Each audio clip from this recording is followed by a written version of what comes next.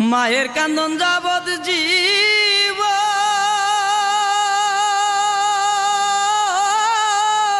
দুই চার মাস বোনের খান্দন রে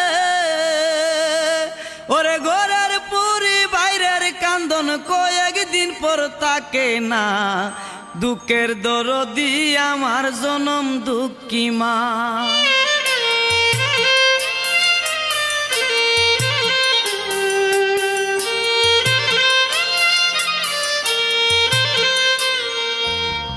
মায়ের কান্দন